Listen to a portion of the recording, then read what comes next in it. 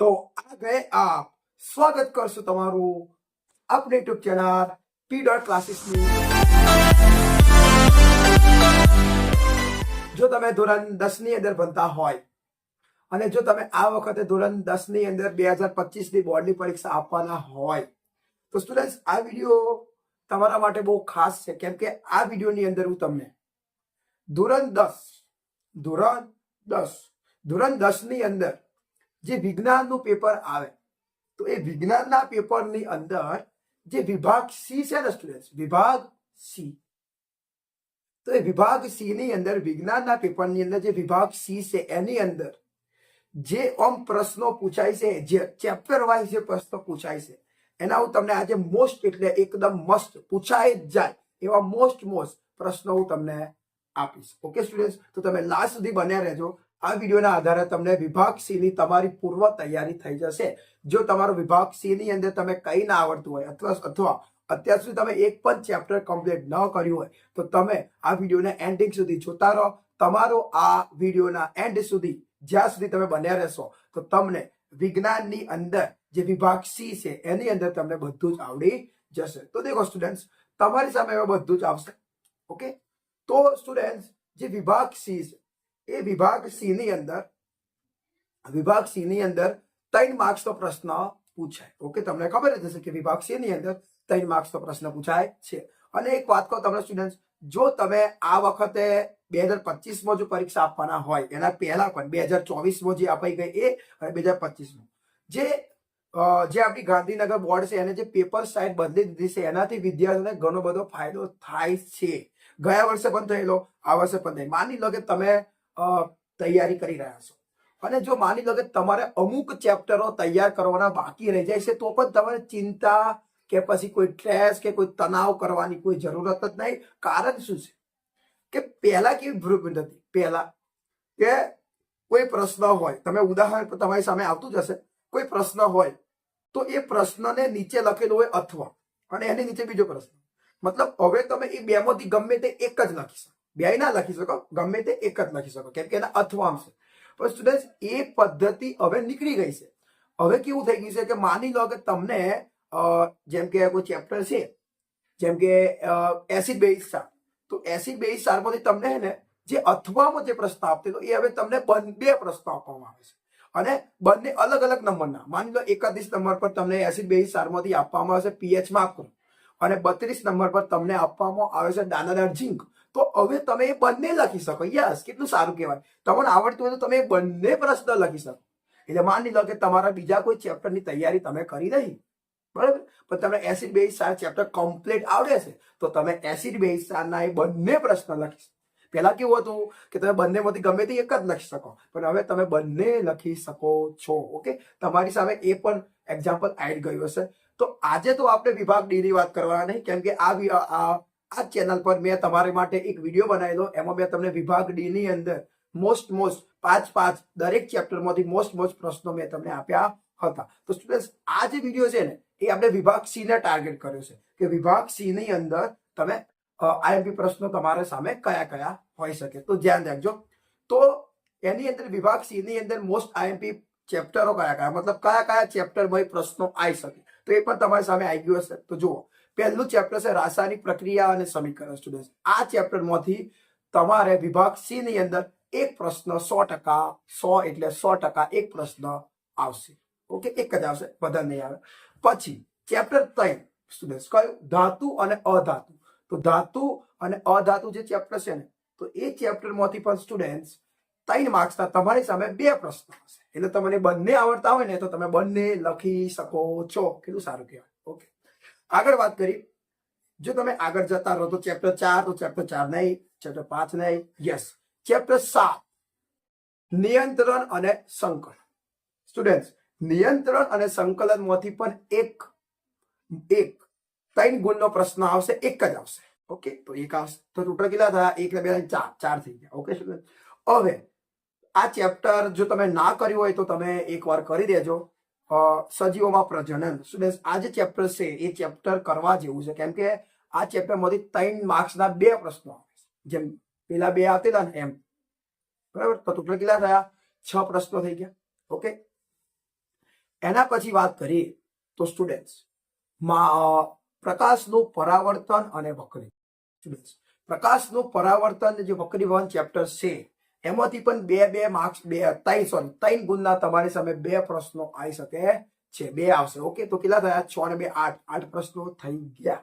Okay students, હવે yes વિદ્યુત જે ચેપ્ટર છે ને એ વિદ્યુત માંથી પણ 3 ગુણનો એક પ્રશ્ન આવશે. તો સ્ટુડન્ટ્સ કુલ પ્રશ્નો કેટલા?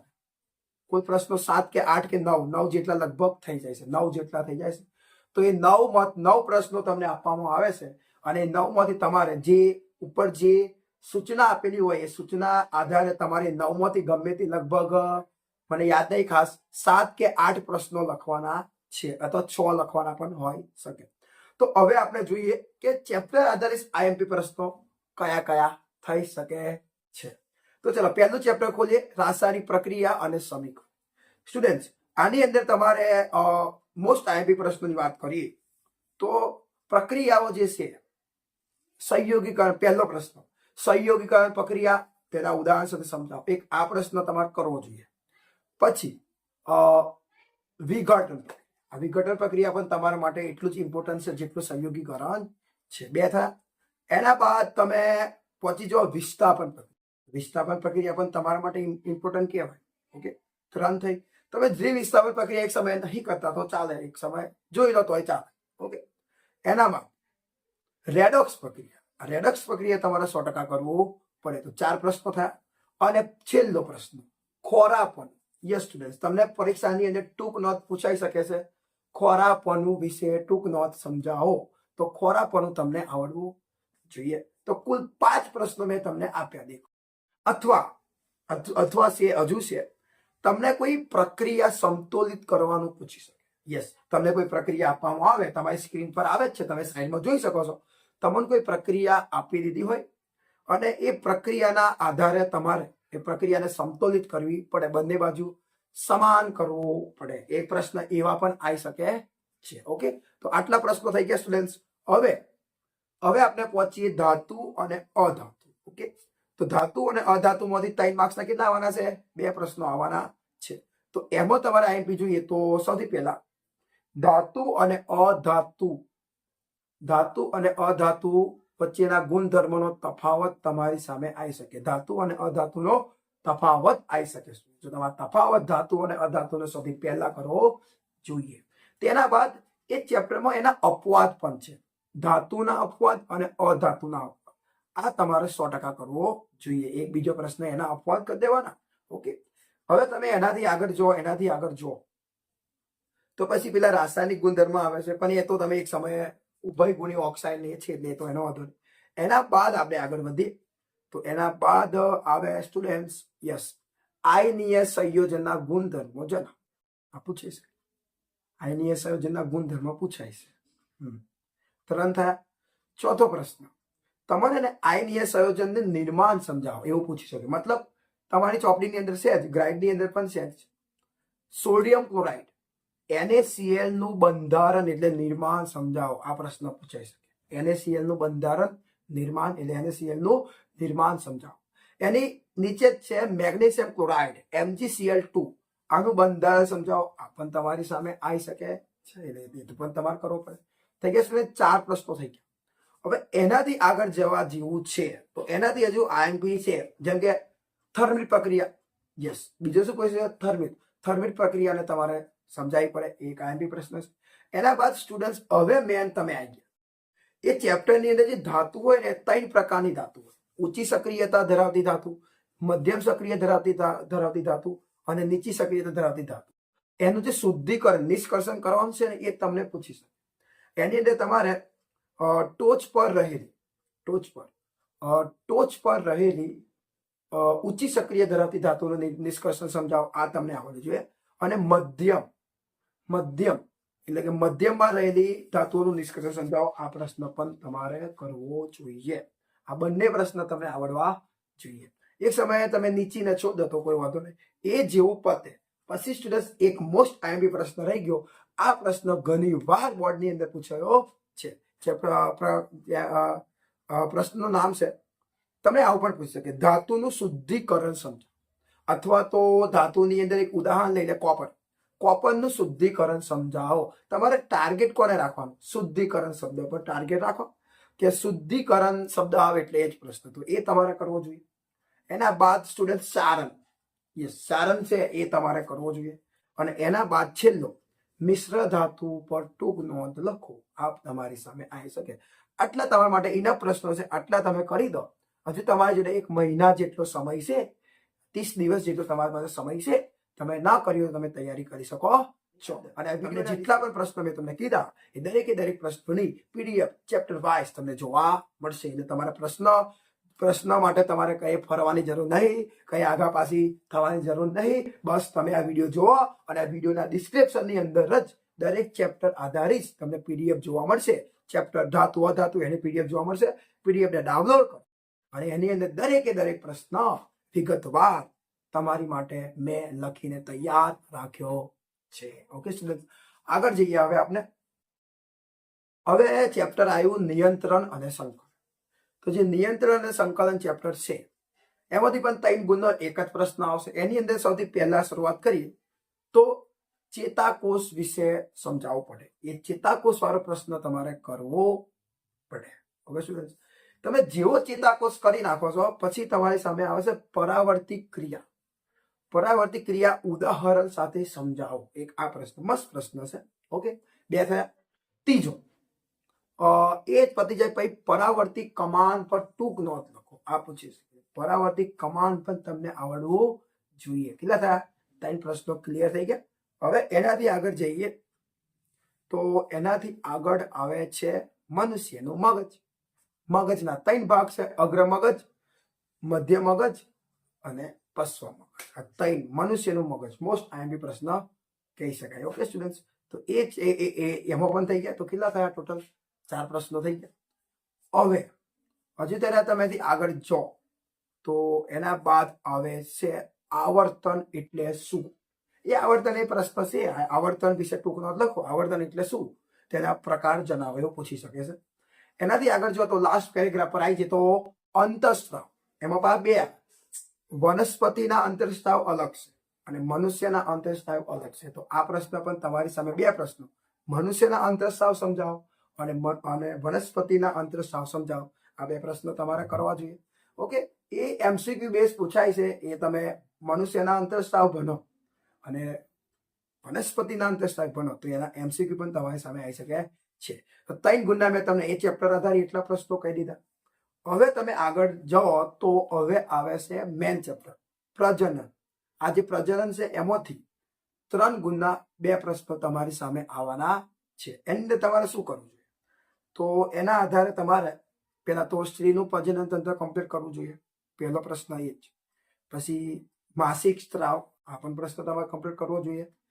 પછી પુરુષનું એટલે કે નરનું પ્રજનન તંત્ર, આ પણ તમારે કરવું જોઈએ. માદા અને નર બંને તમને પ્રજનન તંત્ર આવડવા જોઈએ. ઓકે, બીજા પ્રશ્નો છે એ તમારી સામે આવી ગયા છે. એ પ્રશ્ન આધારે તમે કરી શકો છો. ઓકે સ્ટુડન્ટ્સ, હવે આપણે પહોંચીએ છીએ પ્રકાશનું પરાવર્તન અને વક્રીભવન.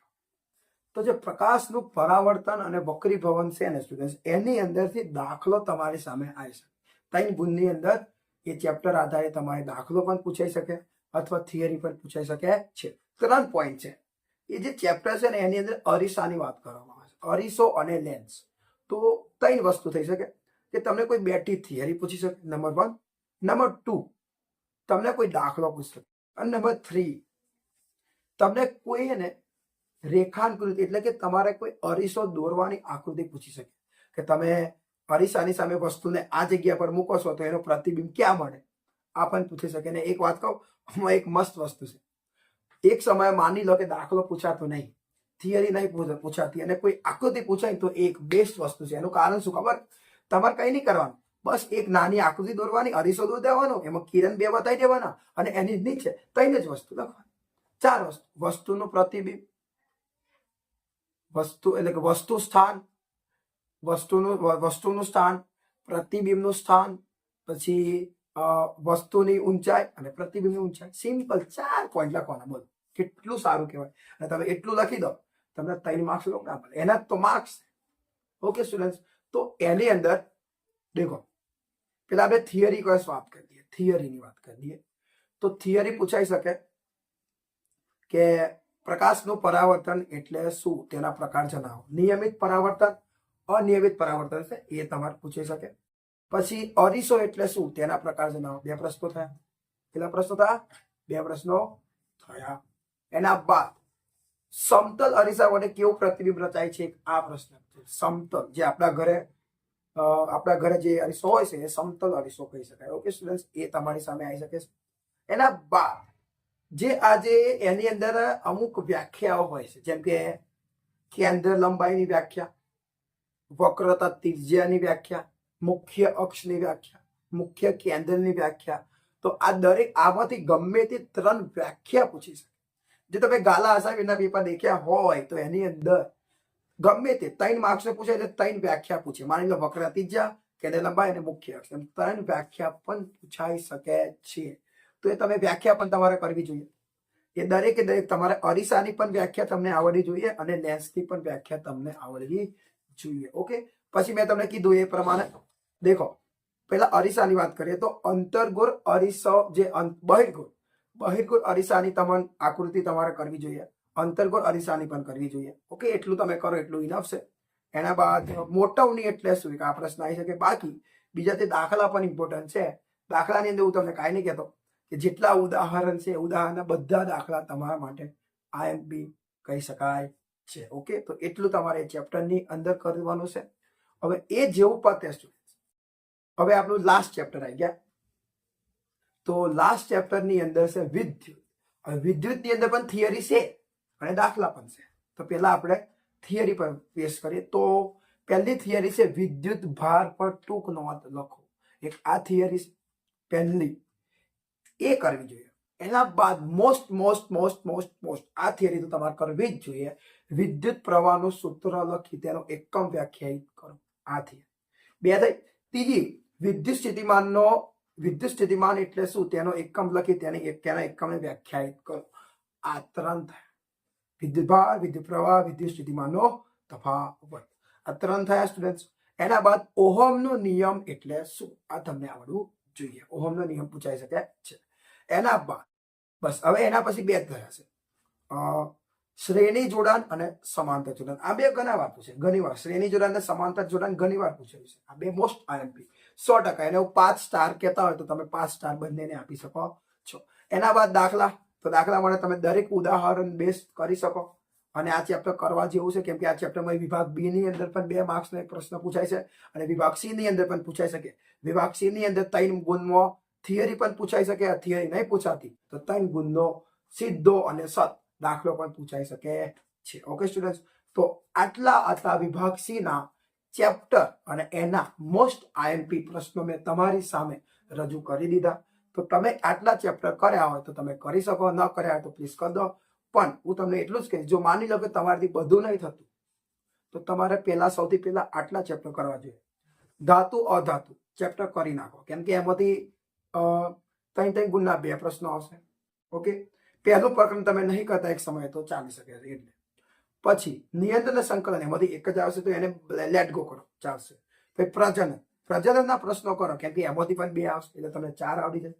પછી પ્રકાશનું પરાવર્તન, વક્રીભાવ, એ પણ કરો, કેમ કે એમાંથી પણ 2 પ્રશ્નો આવવાના છે. 6 પ્રશ્નો તો તમને આવડી જાય. જો તમે 3 ચેપ્ટર કરતા હોય તો 3 ચેપ્ટર પરથી તમને 6 પ્રશ્નો આવડે છે. ઓકે સ્ટુડન્ટ્સ, જો તમને ફાયદો થયો હોય તો પ્લીઝ તમે આ વિડીયોને લાઈક કરજો, શેર કરજો. અને હા, હજી ચેનલને સબસ્ક્રાઇબ ન કરી હોય તો પ્લીઝ અત્યારે જ પીરિયડ ક્લાસીસ નામની ચેનલ સબસ્ક્રાઇબ કરો. અને તમારા જેટલા પણ ફ્રેન્ડ્સ હોય, રિલેટિવ્સ હોય, જે આ વખતે ધોરણ 10 ની અંદર ભણતા હોય કે અથવા ઇંગ્લિશની ગમે તેવી તૈયારી કરતા હોય, અને જો તમે અંગ્રેજી શીખવા માંગતા હોય તો આ વિડીયોને શેર કરી નાખો, જેથી એ વિદ્યાર્થીને પણ અંગ્રેજી આવડે અને એવો જે ધાર્યું પરિણામને મેળવી શકે છે. તો તૈયારી ના કર્યા હોય તો તૈયારી કરતા રહો. નેક્સ્ટ વિડીયોની અંદર હવે મળીએ.